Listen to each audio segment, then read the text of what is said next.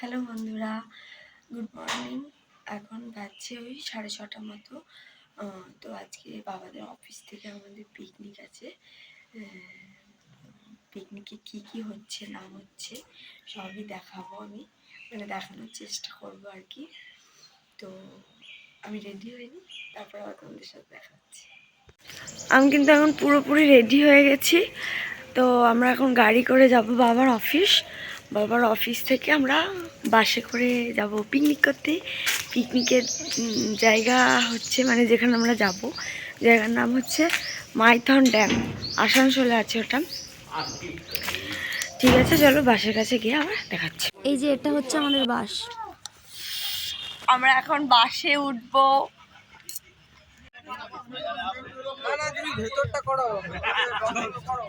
আমাদের বাস ছেড়ে দিয়েছে আর আমাদের হালকা একটা টিফিনও দিয়ে দিয়েছে বাসের মধ্যে। চলে এসছি আমরা পিকনিক স্পটে, আর এটা হচ্ছে আমাদের পিকনিক স্পট।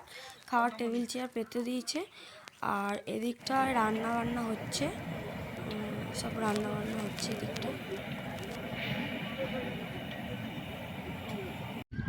আমরা বাস থেকে নেমে একদম টিফিন করে নিয়েছি।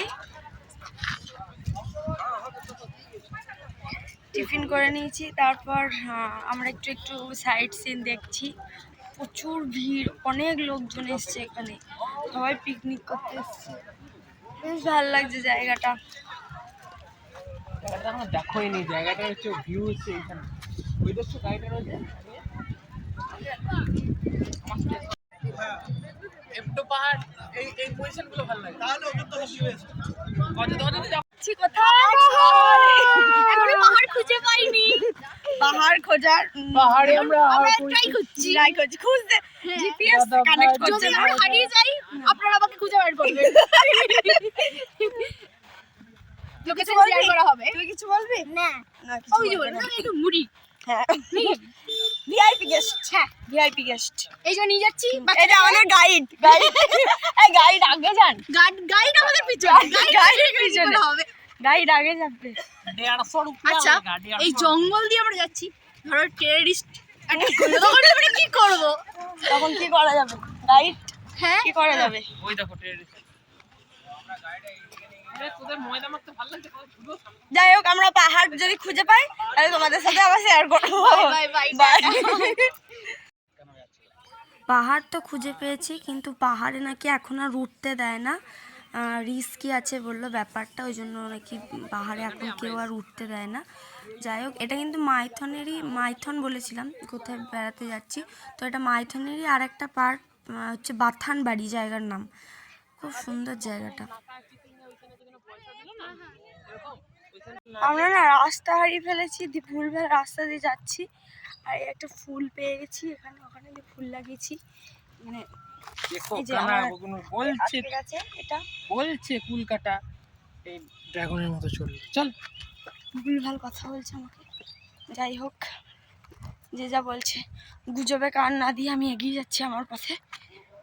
চারিদিকে পুরো টেম্পেল রান খেলছি মনে হচ্ছে, এদিক ওদিক দিয়ে বেরিয়ে যাচ্ছে। যাই হোক, এই যে আমি ফুলটা লাগিয়েছি, কেমন লাগছে আমাকে বল তো, কেমন লাগছে আমাকে? একদম জালি নয়। যাই হোক, যারা হিংসা করে তারা এরকম বলে।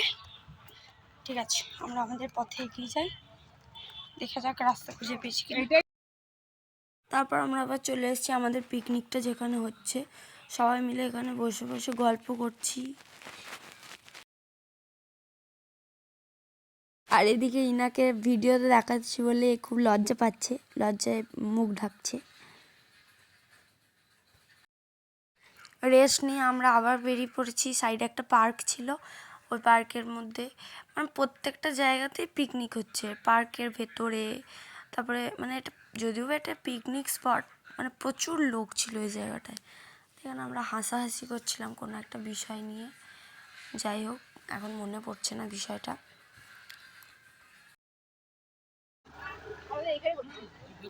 ভেতরে আবার টাকা লাগবে, ওই জন্য বাইরে। ও তো 10-20 টাকা নেবে হয়তো। টাকা 10-20 টাকা নেবে।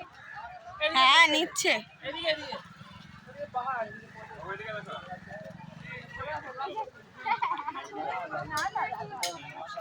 ওদেরকে না বিরক্ত করে মারে।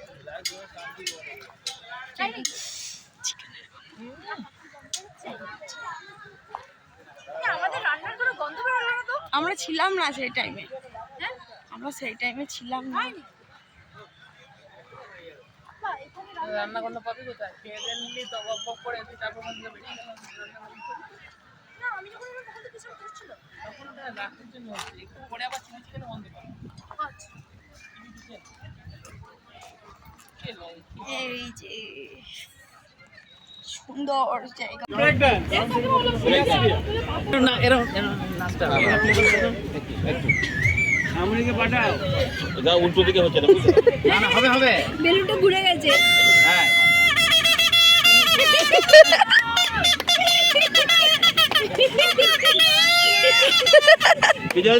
আমরা আবার ব্যাক করেছি পিকনিক স্পটে।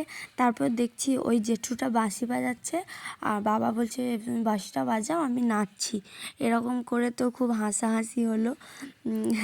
এরকম মানুষ না থাকলে ভালো লাগে না যদিও বা পিকনিকে। আর এদিকে খেতে বসে পড়েছে ফার্স্ট ব্যাচ। আর হ্যাঁ, বাঁশিটা কিন্তু আমাকে গিফট করেছে। আর এদিকে আমরাও খেতে বসে পড়েছি। খাওয়া হয়ে গেছে, তারপর একটু সবাই মিলে গল্প করে নিচ্ছি, আইসক্রিম খেলাম। তারপর বিকাল হয়ে গেছে, একটু কফি ব্রেক নিয়ে নিলাম। আর কি খেয়েছি না খেয়েছি এ নিয়ে একটা শর্ট ভিডিও দেবো। আর এদিকে আমাদের রাতের খাবার প্যাক হচ্ছে। চলো আমরা তাহলে এবার বাড়ির দিকে যাই। বাড়ি যাওয়ার পথে কল্যাণেশ্বরী মায়ের মন্দিরটা পড়ে, তো ওই জন্য সবাই মিলে বললো তাহলে ওটা আর আর যাওয়ার সময় ঘাঘর বুড়ি মায়ের মন্দিরটা পড়ে, ওই জন্য ওই দুটো দেখে নেওয়ার জন্য। তো প্রথমে কল্যাণেশ্বরী মায়ের মন্দির আমরা চলে এসেছি করেছি, কিন্তু তারপর ভিডিওটা বাড়িতে এসে দেখছি এত আওয়াজ, আমি ভিডিওতে কি বলেছি না বলেছি কিছুই শোনা যাচ্ছে না, ওই জন্য এক্সট্রা করে আবার ভয়েস ওভার দিতে হচ্ছে।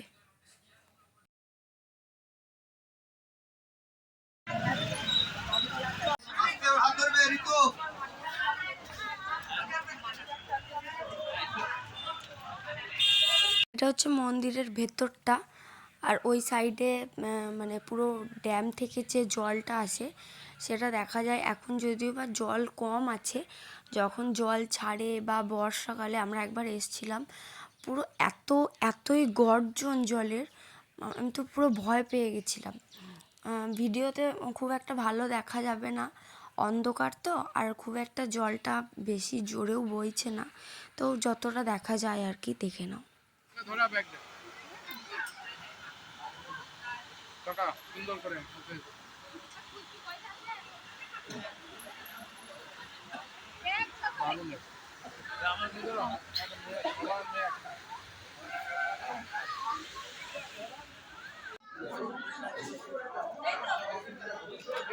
কল্যাণেশ্বরী মায়ের মন্দির দর্শন করে আমরা উঠে পড়েছি বাসে।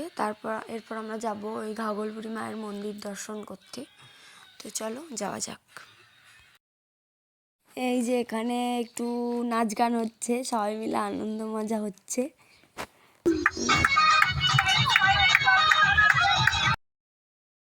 নাচ গান করতে করতে চলে এসেছি ঘাঘরবুড়ি মায়ের মন্দিরে।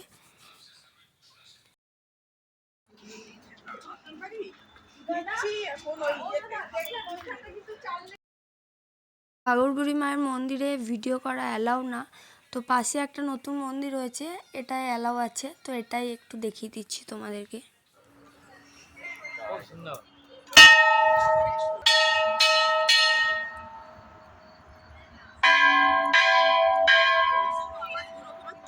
কি